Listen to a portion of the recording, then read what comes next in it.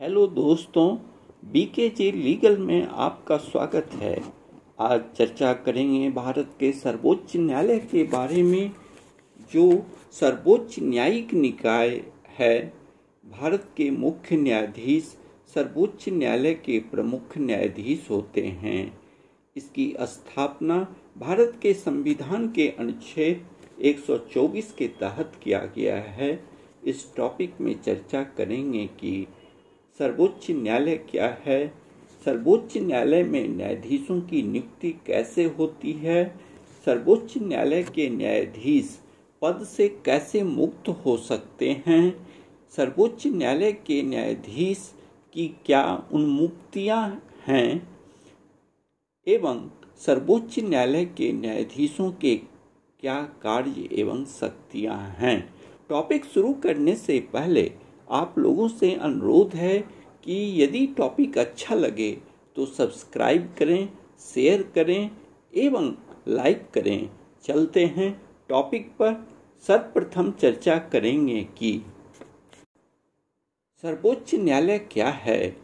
सर्वोच्च न्यायालय भारत का शीर्ष न्यायालय है जो नई दिल्ली के तिलक रोड में स्थित है। वर्तमान में 2 या 3 की न्यायपीठों के रूप में मामले की सुनवाई करते हैं।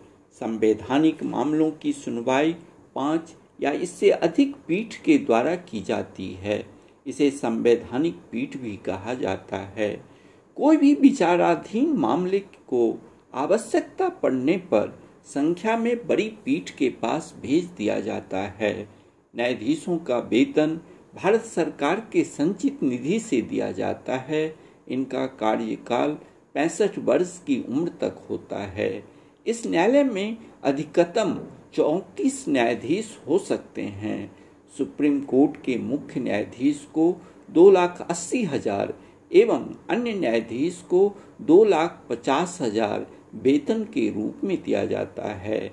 इसके अतिरिक्त अनेक तरह के भत्ता भी दिए जाते हैं। रिटायरमेंट के बाद सुप्रीम कोर्ट के मुख्य न्यायाधीश को 16.8 लाख रुपये वार्षिक पेंशन के रूप में दिया जाता है। न्यायाधीश के रूप में रिटायर करने पर 15 लाख रुपये वार्षिक पेंशन के रूप में दिया जाता है।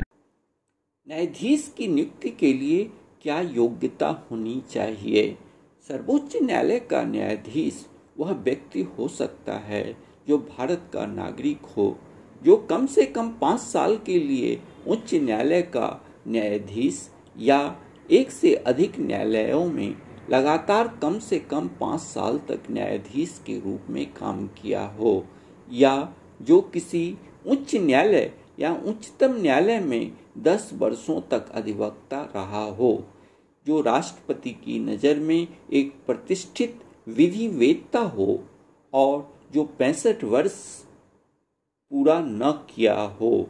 न्यायाधीश की नियुक्ति की अनुशंसा सुप्रीम कोर्ट के कॉलेजियम के द्वारा की जाती है, जिसे भारत सरकार स्वीकृति प्रदान कर राष्ट्रपति के पास भेज देती है।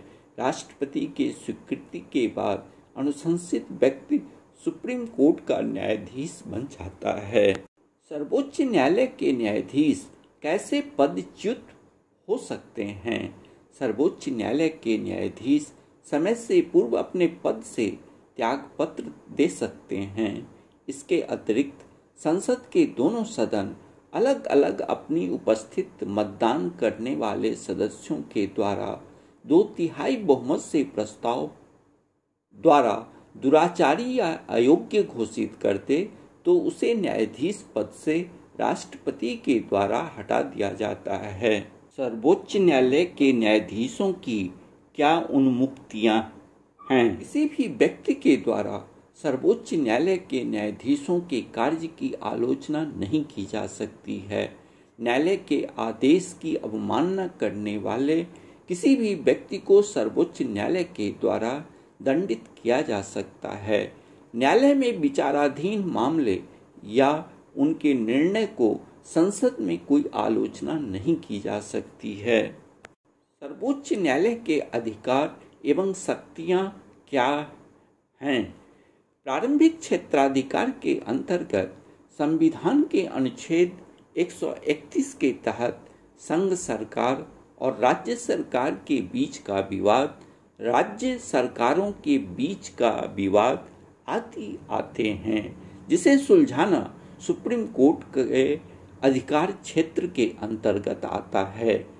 संविधान के अनुच्छेद 32 द्वारा भारत के नागरिकों के मौलिक अधिकारों की रक्षा सर्वोच्च न्यायालय द्वारा की जाती है।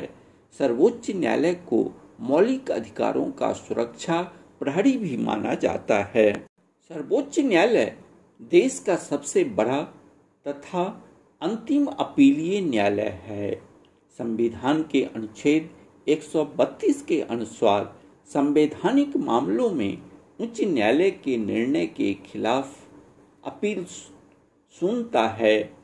अनुच्छेद 133 के तहत सिविल मामलों में भारत के किसी भी उच्च न्यायालय के निर्णय, डिक्री या अंतिम आदेश के विरुद्ध उच्चतम न्यायालय में अपील की जा सकती है।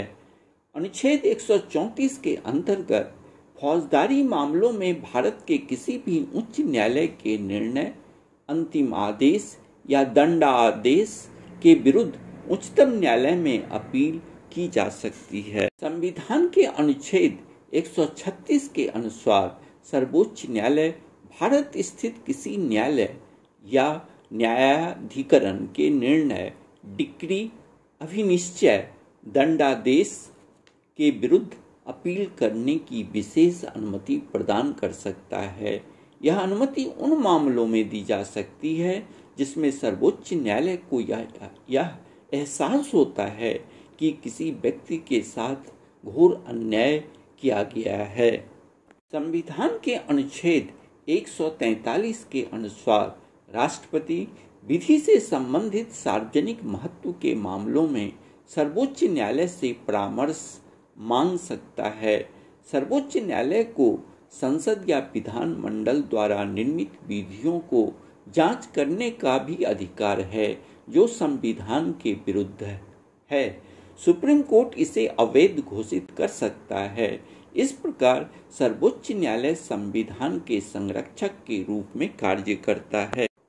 अनुच्छेद 138 के अनुसार सर्वोच्च न्यायालय अपने द्वारा दिए गए निर्णय, आदेश पर पुनर्विचार कर सकता है। आवश्यकता अनुसार इसमें संशोधन कर सकता है। यह एक अभिलेख न्यायालय भी है। इसकी समस्त कार्यवाही एवं निर्णय लिखित रूप में होता है। वह अपने अधीनस्थ न्यायालयों के कार्य की जांच कर सकता है। अपने अधीनस्थ कर्मचारियों की नियुक्ति एवं सेवा संबंधित शर्तें निर्धारित करने के अतिरिक्त उनकी पदोन्नति एवं पदच्युत करने की शक्ति रखता है। इसे न्यायालय की अवमानना करने वालों को दंडित करने की शक्ति है। अनुच्छेद 141 के अनुसार उच्चतम न्यायालय द्वारा घोषित विधि भारत के सभी न्यायालयों पर बंधनकारी होता है। अनुच्छेद 144 के अनुसार भारत के सभी सिविल एवं न्यायिक पदाधिकारी उच्चतम न्यायालय की सहायता में कार्य करते हैं। उच्चतम न्यायालय को अनुच्छेद 145 के अंतर्गत समय समय पर राष्ट्रपति के अनुमोदन से और संसद द्वारा बनाए गए किसी विधि के उपबंधों के अधीन रहते हुए न्यायालय की कार्य प्रणाली एवं प्रक्रिया से संबंधित नियम बनाने की शक्ति प्रदान की गई है। अनुच्छेद 142 के तहत सुप्रीम कोर्ट न्याय के हित में स्पेशल पावर का इस्तेमाल कर सकता है। सुप्रीम कोर्ट आर्टिकल 32 के तहत देश हित से संबंधित मामलों में सो मोटो कॉग्निजेंस भी ले सकता है। उच्च न्यायालय भारत के कानून का रक्षक है। आने वाले समय में इसका महत्व एवं उपयोगिता बढ़ेगी। इसे अधिक से अधिक सक्षम बनाने की आवश्यकता है। इस टॉपिक से संबंधित कोई प्रश्न हो तो हमारे कमेंट बॉक्स में लिख सकते हैं।